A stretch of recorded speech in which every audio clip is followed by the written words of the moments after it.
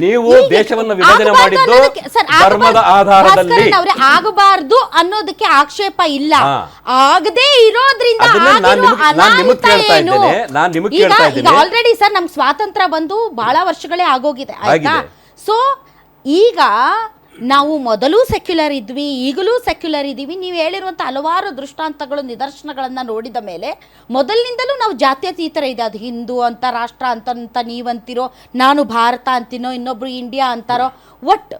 ಆದರೆ ಈಗ ಬದಲಾವಣೆಯ ಅವಶ್ಯಕತೆ ಏನಿದೆ? ಈಗಾಗಲೇ ಹಾಗೆ ಇದೀವಲ್ಲ. ಯಾಕೆ ಬದಲಾವಣೆಯ ಅವಶ್ಯಕತೆ ಇದೆ ಅಂದ್ರೆ ನಾವು ಮೊದಲು ಜಾತ್ಯತೀತರು, ಈಗಲೂ ಜಾತ್ಯತೀತರು, ಮುಂದೆನೂ ಜಾತ್ಯತೀತರು, ವಿಭಿನ್ನತೆಯಲ್ಲಿ ಏಕತೆ ಪ್ರದರ್ಶನ ಮಾಡುವವರು. ಯಾಕೆ ಬದಲಾವಣೆ ಎದುರಬೇಕು? ಬದಲಾವಣೆ ಯಾಕೆ ಆಗಬೇಕು ಅಂದ್ರೆ ಆ ಸೆಕ್ಯುಲರ್ ಮತ್ತು ಸೋಷಲಿಸ್ಟ್ ಅನ್ನೋ ಪದಗಳು 1975 ಎಮರ್ಜೆನ್ಸಿ ಕಾಲದಲ್ಲಿ ಒಂದ್ ನಿಮಿಷ ಅದರಿಂದ ಆಗ್ತಿರೋ ತೊಂದರೆ ಏನು? ಹಿಂದೂ ಕಾರ್ಯಕರ್ತರ ಮೇಲೆ ಏನ್ ಕೇಸ್ಗಳು ಬೀಳ್ತಿದ್ಯಲ್ಲ ಅದೇ ಸಾಕ್ಷಿ. ಅದಕ್ಕೆ ಬಂದ್ರಿ ಈಗ ಪಾಯಿಂಟ್, ಅದೇ ಸಾಕ್ಷಿ. All right. ಆ ಸೆಕ್ಯುಲರಿಸಂ ಅನ್ನೋ ಒಂದು ವರ್ಡಿಂದ ನಾವು ಹಿಂದೂ ಧರ್ಮದ ಪರವಾಗಿ ಏನು ಮಾತಾಡಿದ್ರು ಅದು ದ್ವೇಷ ಭಾಷಣ ಆಗೋಗುತ್ತೆ. ಈಗ ಈ ದೇಶದಲ್ಲಿ ಒಬ್ಬ ಮುಸಲ್ಮಾನ ಇಸ್ಲಾಂ ಅನ್ನ ಫಾಲೋ ಮಾಡ್ತಾರೆ, ಅವರು ಮುಸ್ಲಿಂ ಆಗಿ ಜೀವನ ಮಾಡ್ತಾರೆ. ಕ್ರಿಶ್ಚಿಯನ್ ಒಬ್ಬ ಕ್ರೈಸ್ತನಾಗಿ ಜೀವನ ಮಾಡ್ತಾನೆ. ಹಿಂದೂ ಮಾತ್ರ ಯಾಕೆ ಸೆಕ್ಯುಲರ್ ಆಗಿ ಬದುಕಬೇಕು? ನಮ್ಗೇನ್ ಹಣೆ ಬರೋದು? ನಾವ್ಯಾಕೆ ಹಿಂದೂ ಆಗಿ ಬದುಕಬಾರ್ದು? ಸೆಕ್ಯುಲರ್ ಆಗಿ ಬದುಕಬೇಕು. ನೋ, ಅವರು ಸೆಕ್ಯುಲರ್ ಆಗಿ ಬದುಕಬೇಕು, ನಾವು ಸೆಕ್ಯುಲರ್ ಆಗಿ ಬದುಕಬೇಕು, ನೀವು ಬದುಕಬೇಕು, ನಾವು ಬದುಕಬೇಕು. ಇದೇ ನಮ್ಮ ನಿಜವಾದ ಸಂವಿಧಾನದ ಆಶಯ. ಸಂವಿಧಾನದ ಆಶಯ ಅದರ ಅಡಿಯಲ್ಲಿ ಹಿಂದೂಗಳಿಗೆ ತೊಂದರೆ ಆದ್ರೂ ಎಲ್ಲರೂ ಧ್ವನಿ ಎತ್ತಬೇಕು, ಮುಸಲ್ಮಾನರಿಗೆ ತೊಂದರೆ ಆದ್ರೂ. ಅಂತಹ ದೊಡ್ಡ ಅಪಾಯ ಎಲ್ಲಿದೆ, ಎಲ್ಲಿ ಕಾಣ್ತಾ ಇದೆ ನನ್ಗೆ ಅರ್ಥ ಆಗ್ತಾ ಇಲ್ಲ. ನೀವೇ ಹೇಳಿದ್ರಿ ಹಿಂದೆ ಮೊಹಮ್ಮದ್ ಪೈಗಂಬರ್ರ ಕಾಲದಿಂದಲೂ ತಾವು ಹೇಳ್ತಾ ಇದ್ರಿ ನಾವು ಎಷ್ಟು ಸಹಿಷ್ಣುರು ಅಂತ. ಸೊ ಇಷ್ಟು ಸಹಿಷ್ಣುತೆ ಇರುವಂತಹ ನಮಗೆ ಭಾರತ ಅನ್ನೋ ಪದ ಯಾಕೆ ಚುಚ್ಚುತ್ತೆ? ಭಾರತ ಅನ್ನೋ ಪದ ನಮಗೆ ಚುಚ್ಚುತ್ತಾ ಇಲ್ಲ, ನಮಗೆ ಸೆಕ್ಯುಲರಿಸಂ ಅನ್ನೋ ಪದ ಚುಚ್ಚುತ್ತಾ ಇದೆ. ಸೆಕ್ಯುಲರಿಸಂ ಅನ್ನೋ ಪದ ಯಾಕೆ ಚುಚ್ಚಬೇಕು ಅಂದ್ರೆ ಹಿಂದೂ ಮೊದಲು ಸೆಕ್ಯುಲರ್ ಆಗಿರ್ಲಿಲ್ವಾ? ಸಂವಿಧಾನದಲ್ಲಿ 1975 ಅಲ್ಲಿ ಪ್ರಿಯಾಂಬಲ್ ಅಲ್ಲಿ ಹಾಕಕ್ ಮೊದಲು ಹಿಂದೂ ಸೆಕ್ಯುಲರ್ ಆಗಿದ್ನ ಇಲ್ವಾ? ನನ್ಗೆ ಅರ್ಥ ಆಗ್ತಾ ಇಲ್ಲ. ಶಶಿಕಾಂತ್ ಅವರೇ ಈ ಸೆಕ್ಯುಲರಿಸಂ ಅನ್ನೋ ಪದ ಅಷ್ಟು ಅಪಥ್ಯ ಆಗೋದಕ್ಕೆ ಕಾರಣ ಏನು? ನಮ್ಮ ಸಂವಿಧಾನದ ಬ್ಯೂಟಿನೇ ನನಗೆ ಜಾತ್ಯತೀತತೆ ಅಂತ ನನಗನ್ಸುತ್ತೆ. ಯಾಕೆಂದರೆ ಇಷ್ಟೊಂದು ವಿಭಿನ್ನತೆಯಲ್ಲಿ ನಾವು ಇಷ್ಟು ಏಕತೆಯಿಂದ ನಾವು ಜೀವನ ಮಾಡ್ತಾ ಇರುವಂಥ ಇಡೀ ಪ್ರಪಂಚದ ಏಕೈಕ ದೇಶ ಅಂದರೆ ನಮ್ಮ ಭಾರತ ದೇಶ. That is the beauty of ನಮ್ಮ ದೇಶ. ಇದು ನಮ್ಮ ದೇಶ, ಪ್ರೀತಿಯ ದೇಶ. ನಾವು ಪ್ರತಿಯೊಬ್ಬರನ್ನು ಪ್ರೀತಿ ಮಾಡುವಂತಹ ನಮ್ಮ ದೇಶ. ಈ ದೇಶ ಧರ್ಮದ ಹೆಸರಿನಲ್ಲಿ ಬೇರೆ ಹೆಸರು ಬೇಕು, ನಮಗೆ ತೊಂದರೆ ಇದೆ, ನಿಮಗೆ ತೊಂದರೆ ಇದೆ ಅನ್ನುವಂತಹ ಈ ವಿಚಾರಗಳು. ಯಾಕಂದರೆ ಸರ್ ಈ ದೇಶ ಕಟ್ಟುವಲ್ಲಿ ಭಾಳ ವರ್ಷ ಬೇಕಾಯಿತು ನಮಗೆ. ಈ ಧರ್ಮದ ಆಧಾರದ ಮೇಲೆ ಯಾವಾಗ ದೇಶ ವಿಂಗಡಣೆ ಆದಾಗ ಎದ್ದಂತಹ ಹಿಂದೂ ಮುಸಲ್ಮಾನ ಎನ್ನುವಂಥ ಕೋಮು ಗಲಭೆಗಳು, ಧರ್ಮ ಅಸಹಿಷ್ಣುತೆ, ಇದನ್ನೆಲ್ಲ ಸರಿ ಮಾಡೋದಕ್ಕೆ ಈ ದೇಶ ಕಟ್ಟಕ್ಕೆ ಭಾಳ ವರ್ಷಗಳೇ ಬೇಕಾಯಿತು.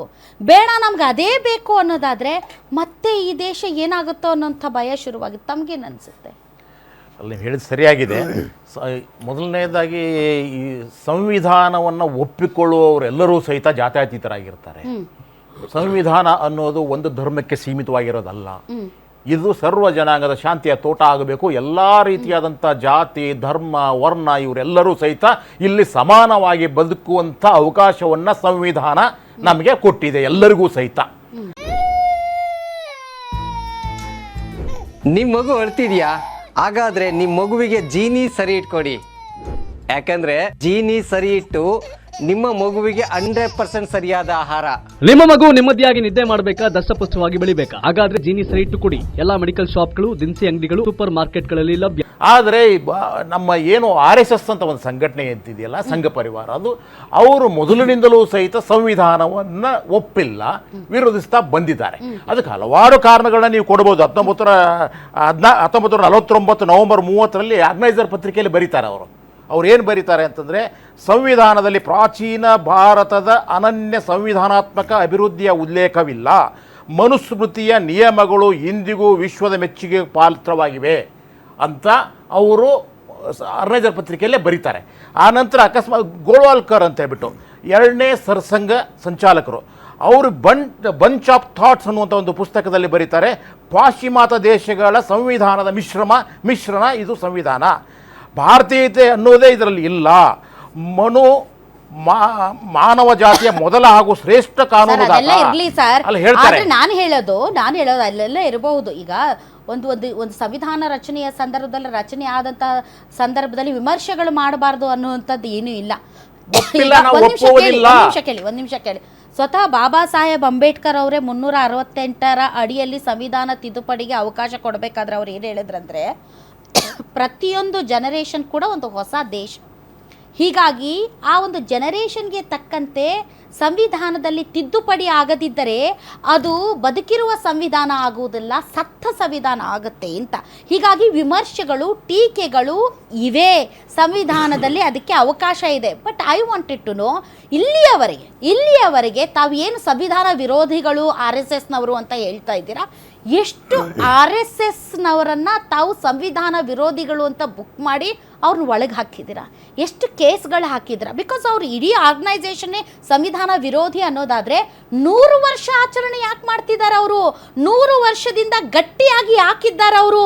100 ವರ್ಷದಿಂದ ಸಂಘವನ್ನು ಹೇಗೆ ನಡೆಸ್ತಾ ಇದ್ದಾರೆ ಅವರು? ಸಂವಿಧಾನದ ಆಶಯದ ಒಳಗಡೆ ಅವ್ರು ಇಲ್ಲ, ಸಂವಿಧಾನವನ್ನು ಅವರು ವಿರೋಧಿಸ್ತಾರೆ, ಸಂವಿಧಾನವನ್ನು ಅವರು ಒಪ್ಪೋದಿಲ್ಲ ಅಂದರೆ 100 ವರ್ಷಗಳ ಆಚರಣೆ ಹೇಗೆ ಸಾಧ್ಯ ಹೇಳಿ? ಭಾವನಾತ್ಮಕ ನೆಲೆಯಲ್ಲಿ ಅವರು ತಮ್ಮ ಸಂಘಟನೆಯನ್ನು ಕಟ್ತಾ ಬಂದಿದ್ದಾರೆ. ಇವತ್ತರೆಗೂ ಸಂವಿಧಾನ ಅನ್ನೋದನ್ನ ಅವರು ಸಂವಿಧಾನವನ್ನು ಬದಲಾಯಿಸಲಿಕ್ಕೆ ಬರ್ತಿದೆ ಅಂತ ಸರಿ ಹೇಳಿದವರು. ಸರ್, ಈ ಅತಿ ಹೆಚ್ಚು ಈ ರಾಷ್ಟ್ರದಲ್ಲಿ ಆಳ್ವಿಕೆ ನಡೆಸಿರೋದು ಕಾಂಗ್ರೆಸ್ ಮತ್ತು ಕಾಂಗ್ರೆಸ್ ಬೆಂಬಲಿಸುವಂತಹ ಮಿತ್ರ ಪಕ್ಷಗಳೊಂದಿಗೆ. ಸೊ ಅಷ್ಟು RSS ಸಂವಿಧಾನ ವಿರೋಧಿ ಆಗಿದ್ದರೆ ಇವತ್ತು RSS ಇರ್ತಿರ್ಲಿಲ್ಲ ಸರ್. 3 ಸರ್ತಿ ಅದನ್ನ ಬ್ಯಾನ್ ಮಾಡ್ಲಿಕ್ಕೆ ಕಾರಣ ಏನು? ಮಾಡಿದ್ದಾರೆ. ವೆಕೇಟ್ ಮಾಡಬೇಕಾದಾಗ, ಒಂದ್ ನಿಮಿಷ ಮೇಡಮ್, ವೆಕೇಟ್ ಮಾಡಬೇಕಾದಾಗ ಈ ದೇಶದ ಸಂವಿಧಾನಕ್ಕೆ ನಾನು ಬದ್ಧನಾಗಿರ್ತೀನಿ, ನಿಮ್ಮಲ್ಲಿ ಗಟ್ಟಿತನ ಇರ್ಲಿಲ್ಲ ಅಂತ. ಬ್ಯಾನ್ ಮಾಡಿದಾಗೂ ನಾನು ಹೇಳ್ತೀನಿ, ನಾನು ನೀವು ಅಂತಲ್ಲ, ನಾನು ಕಾಂಗ್ರೆಸ್ಸಿಗೂ ಅಲ್ಲ, ನಾನು ಹೇಳ್ತಾ ಇರೋದು ಇದೊಂದು ಚರ್ಚೆ ಬಗ್ಗೆ ಹೇಳ್ತಾ ಇದ್ದೀನಿ. ಸಂವಿಧಾನ ಇವರು ಬ್ಯಾನ್ ಮಾಡಿದ ತಕ್ಷಣ ಸಂವಿಧಾನವನ್ನು ಗೌರವಿಸ್ತೀವಿ, ರಾಷ್ಟ್ರ ಧ್ವಜಕ್ಕೆ ಗೌರವ ಕೊಡ್ತೀವಿ ಅಂತ ಹೇಳ್ಬಿಟ್ಟು ಇವ್ರು ಬರೆದು ಕೊಟ್ಟೆ ಮತ್ತೆ ಅದನ್ನ ವೆಕೇಟ್ ಮಾಡಿಸಿದ್ರು ನಿಷೇಧವನ್ನ. ಇವತ್ತು ಸಹಿತ ಈ ರಾಷ್ಟ್ರ ಅವ್ರು ಹೇಳ್ತಾರೆ ಹಿಂದೂ ರಾಷ್ಟ್ರ ಬಹಳ ಪುರಾತನವಾದದ್ದು ಅಂತ. ಹಿಂದೂ ರಾಷ್ಟ್ರ ಅನ್ನೋ ಶಬ್ದ ಯಾವ್ದಾದ್ರು ಉಪನಿಷತ್ತದಲ್ಲಿದೆಯಾ, ವೇದದಲ್ಲಿದೆಯಾ? ಹಿಂದೂ ಅನ್ನೋ ಶಬ್ದನೇ ಇಲ್ಲ ಎಲ್ಲಿಯೂ. ರಾಷ್ಟ್ರದ ಪರಿಕಲ್ಪನೆಯೇ ಇರಲಿಲ್ಲ. ಹಿಂದೂ ರಾಷ್ಟ್ರ ಪುರಾತನ ಹೇಗಾಗುತ್ತೆ? ನಮ್ಮದು ಚಿಕ್ಕ ಪುಟ್ಟ ರಾಜ್ಯಗಳಾಗಿ ಅಥವಾ ಒಂದು ರಾಜ್ಯರ ಸಂಸ್ಥಾನಗಳಾಗಿ ಇರ್ತಕ್ಕಂಥ ದೇಶ ಆಗಿತ್ತು ಇದು. ಆದ್ದರಿಂದ ಅವಾಗ ಪುರಾತನೂ ಇಲ್ಲ, ಹಿಂದೂ ರಾಷ್ಟ್ರವೂ ಇಲ್ಲ. ಆಮೇಲೆ ಹಿಂದೂ ಹಿಂದೂ ಅಂತ ಹೇಳ್ತಾ ಇದ್ದಾರಲ್ಲ, ಇವತ್ತವರೆಗೂ ಅವ್ರು ಹೇಳಿದಾಗೆ ಹಿಂದೂ ಅನ್ನೋದು ಒಂದು ಧರ್ಮವೂ ಅಲ್ಲ. ಅದನ್ನ ಸುಪ್ರೀಂ ಕೋರ್ಟ್ ಹೇಳಿದೆ, ಹೈಕೋರ್ಟು ಹೇಳಿದೆ. ಹಾಗಾದಾಗ ಇಲ್ಲಿ ಇರ್ತಕ್ಕಂಥದ್ದು ಧರ್ಮ ಅನ್ನೋದು ಅಲ್ಲ. ಈಗ ಲಿಂಗಾಯತರು ಯಾವ ಧರ್ಮಕ್ಕೆ ಸೇರಿಸ್ತೀರಿ ನೀವು? ಅಲ್ಲ, ಈಗ ನಮ್ಮ ಪೇಜಾವರು ಒಂದು ಭಾಳ ಸ್ಪಷ್ಟವಾಗಿ ಹೇಳೋದ್ರು ಹೋಗೋಕ್ಕಿಂತ ಮುಂಚೆ, ವೈದಿಕ ಧರ್ಮವೇ ಬೇರೆ, ಆಮೇಲೆ ಈ ಹಿಂದೂ ಧರ್ಮವೇ ಬೇರೆ ಅಂತ ಹೇಳಿ ಹೋದ್ರು ಅವರು. ಅಂದ್ರೆ ನೀವು ಧರ್ಮ ಹಿಂದೂ ಹಿಂದೂ ಅಂತ ಹೇಳ್ಬಿಟ್ಟು ಶಬ್ದ ಬಳಸ್ತಾ ಇದ್ದೀರಲ್ಲ, ಇದು ಬಹುಸಂಖ್ಯಾತರನ್ನ ಕೆಳವರ್ಗದವ್ರನ್ನೆಲ್ಲ. ನನಗೂ ಕನ್ಫ್ಯೂಷನ್ ಇದೆ. ಎಸ್ ವಾಸುದೇವ್ ಕಶ್ಯಪ್ ಅವರೇ, ಹಿಂದೂ ಅನ್ನೋ ಪದ ಮತ್ತು ಹಿಂದೂ ರಾಷ್ಟ್ರ ಯಾಕೆ ಅನ್ನೋದರ ಬಗ್ಗೆ ಒಂದು ಸ್ಪಷ್ಟವಾದಂಥ ಪರಿಕಲ್ಪನೆ ಕನ್ವಿನ್ಸಿಂಗ್ ಆಗಿ ಹೊರಗಡೆ ಬರ್ತಾ ಇಲ್ಲ. ಒಂದು ಕಡೆ ಹಿಂದೂ ಅಂತಂದರೆ ಜೀವನ ಪದ್ಧತಿ ಅಂತಾರೆ, ಒಂದು ಕಡೆ ಹಿಂದೂ ಅಂದರೆ ಇದು ಈ ಭೌಗೋಳಿಕ ಪ್ರದೇಶದಲ್ಲಿ ವಾಸಿಸುವವರು ಅಂತಾರೆ, ಮತ್ತೊಂದು ಕಡೆ ಹಿಂದೂಗಳಂದರೆ ಜಾತ್ಯತೀತರು ಅಂತಾರೆ, ಹಿಂದೂಗಳು ಅಂತಂದರೆ ಕೇವಲ ಹಿಂದೂ ಧರ್ಮವನ್ನು ಪಾಲಿಸುವವರು ಅಂತಾರೆ. ಹಿಂದೂ ರಾಷ್ಟ್ರ ಅಂತ ಬಂದಾಗ ಬಹುಸಂಖ್ಯಾತರು ಹಿಂದೂ ಧರ್ಮ ಪಾಲಿಸುವುದರಿಂದ ಹಿಂದೂ ರಾಷ್ಟ್ರ ಆಗಬೇಕು ಅಂತಾರೆ. ಅಂದರೆ ಹಿಂದೂ ಅನ್ನೋ ಪದಕ್ಕೆ ಇಲ್ಲಿಯವರೆಗೆ ಸರಿಯಾದಂಥ ಅರ್ಥವನ್ನು ಕಂಡುಕೊಳ್ಳುವಲ್ಲಿ ನಾವು ವಿಫಲರಾಗಿದ್ದೀವಿ ಅಂತ ಅರ್ಥನಾ? ಇಲ್ಲ ಮೇಡಮ್, ಏನಾಗತ್ತೆ ಇಲ್ಲಿ ಅರ್ಥ ವಿಶ್ಲೇಷಣೆಗಳು ಬೇರೆ ಬೇರೆ ಆಯಾಮಗಳು ತಗೊಳುತ್ತೆ.